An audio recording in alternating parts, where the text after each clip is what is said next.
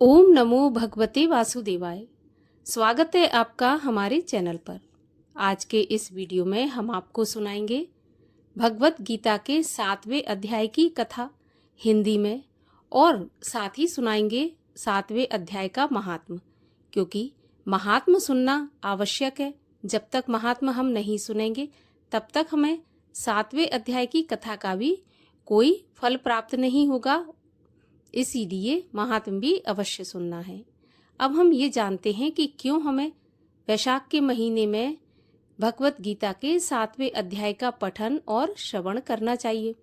तो देखिए, भगवान श्री हरि विष्णु के पास जब सभी तीर्थ अपनी पुकार लेकर पहुंचे कि प्रभु, संसार के सभी पापी अपने पाप धोने के लिए हम में स्नान करते हैं और अपने पाप हमारे ऊपर छोड़कर चले जाते हैं, तो प्रभु हमारे पाप धोने का कौन सा ऐसा रास्ता है, वह आप हमें बताइए, जिससे हम भी अपने पाप धो सकें।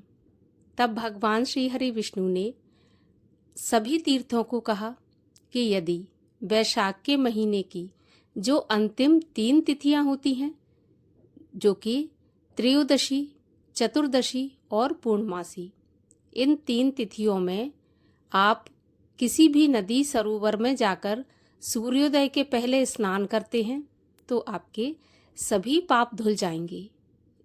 और इसके अलावा भगवत गीता का पाठ भी अगर करते हैं और सुनते हैं, विशेषकर 7वें अध्याय का पाठ पितृश्वरों को मुक्ति दिलाने वाला होता है, तो इन 3 दिनों में आप रोजाना भगवत गीता के 7वें अध्याय का पठन या श्रवण करिए। आपके जो भी पितृ अप्रसन्न हैं निश्चित रूप से प्रसन्न हो जाएंगे। तो आज के वीडियो में हम आपको भगवत गीता के 7वें अध्याय का पाठ करके सुनाएंगे, साथ में महात्म्य भी सुनाएंगे। अच्छी लगे तो लाइक करके शेयर कर दीजिए और चैनल को सब्सक्राइब कर लीजिए। तो चलिए अब हम शुरू करते हैं भगवत गीता के 7वें अध्याय का पाठ शुद्ध एवं सरल हिंदी में। भगवान श्री कृष्ण बोले, हे पार्थ, मुझ में मन लगाकर, मेरे ही आश्रित होकर योग अभ्यास करते हुए मेरे स्वरूप का संशय रहित पूर्ण ज्ञान कैसे होगा, सो सुनो। विज्ञान के सहित वह पूर्ण ज्ञान मैं तुम्हें सुनाता हूँ, जिसके जानने से तुमको इस लोक में और कुछ जानना शेष नहीं रहेगा। हजारों मनुष्यों में से कोई एक सिद्धि प्राप्ति के लिए यत्न करता है। उस यत्न करने वाले सिद्धों में से कोई बिरला ही मुझे ठीक जान पाता है। पृथ्वी, जल, अग्नि, वायु, मन, बुद्धि और अहंकार, यह 8 प्रकार की मेरी प्रकृति है। इस प्रकृति को अपरा, अचेतन अर्थात जड़ कहते हैं। और हे महाबाहो, इससे दूसरी प्रकृति चेतन है, जिसने संपूर्ण जगत को धारण किया है। इन्हीं दोनों प्रकृतियों से सब प्राणी मात्र उत्पन्न होते हैं। ऐसा जानो, ये प्रकृतियां हमसे ही उत्पन्न हुई हैं। इस प्रकार जगत की उत्पत्ति और प्रलय का कारण मैं ही हूँ। हे धनंजय, धागों में जिस प्रकार मणि पिरोई जाती है, उसी भांति यह संसार मुझ में ही गुथा हुआ है। मुझसे परे और कुछ भी नहीं है। हे कुंती पुत्र, जल में रस मैं ही हूँ, चंद्रमा और सूर्य में प्रभा मैं ही हूँ, सब वेदों में प्रणव मैं ही हूँ, आकाश में शब्द तथा पुरुषों में पौरुष मैं ही हूँ। हे अर्जुन, पृथ्वी में जो सुगंध है तथा अग्नि में जो तेज है, वो मैं ही हूँ। हे पार्थ, संपूर्ण प्राणियों में सनातन बीज रूप मुझको ही समझना। बुद्धिमानों में बुद्धि रूप और तेजस्वियों में तेज रूप मैं ही हूँ। हे अर्जुन, काम और रोग रहित बलवान पुरुषों में बल और पुरुषों में धर्म के विरुद्ध ना जानने वाला कर्म मैं ही हूँ। जितने सात्विक, राजस, तामस पदार्थ हैं, वे सब मुझसे ही उत्पन्न हुए हैं, परंतु उनमें मैं नहीं रहता हूँ, वे सब मुझ में हैं। सत्य, रज, तम, ये तीनों गुणों के प्रभाव से ये सारा संसार मोहित रहता है।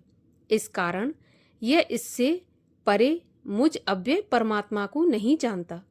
मेरी यह गुणमयी और दिव्य माया अत्यंत दुष्कर है। जो मुझको अनन्य भाव से भजते हैं वे इस माया को पार कर जाते हैं। जो पापी, मूढ़, नर अधम माया ने जिनका ज्ञान हरण कर लिया है और आसुरी भाव ग्रहण किए हुए हैं, मुझको नहीं पाते हैं। हे भारत श्रेष्ठ अर्जुन, 4 प्रकार के जीव मुझको भजते हैं। दुखिया, जिज्ञासु, ऐश्वर्य की कामना करने वाला और ज्ञानी, जिनमें मुझे सदा एकाग्र चित्त और केवल मेरी भक्ति करने वाले ज्ञानी पुरुष श्रेष्ठ लगते हैं, क्योंकि मैं ज्ञानी को अत्यंत प्रिय हूँ और वह मुझको प्रिय है। यद्यपि ये सभी भक्त श्रेष्ठ हैं, तथापि ज्ञानी तो मेरी आत्मा है, क्योंकि वह मुझ में ही मन लगाकर मुझको ही सर्वोत्तम गति मानकर मेरा ही आश्रय ग्रहण करता है। अनेक जन्म में अनंतर ज्ञानी मुझे पा लेता है। ऐसा महात्मा अत्यंत दुर्लभ है, जो सब जगत को वासुदेवमय समझे। अपनी अपनी प्रकृति के नियम के अनुसार मनुष्य भिन्न भिन्न काम वासनाओं के अज्ञान में डूबकर उन फलों की चाहना से अन्य देवताओं के अधीन होकर उनकी उपासना करते हैं।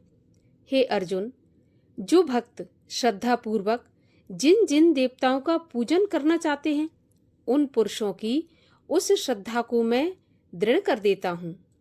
वह इस श्रद्धा से युक्त होकर उस देवता की आराधना करता है, फिर उसको मेरे ही रचे हुए कर्म फल प्राप्त होते हैं। परंतु उन अल्प बुद्धि वालों का फल नाशवान होता है। देवताओं के आराधना करने वाले देवताओं को मिलते हैं और भक्तजन मुझ में मिल जाते हैं। मेरे अव्यय, अविनाशी, अच्युतम स्वरूप को ना जानकर मंद बुद्धि लोग मुझे अव्यक्त को व्यक्त मानते हैं।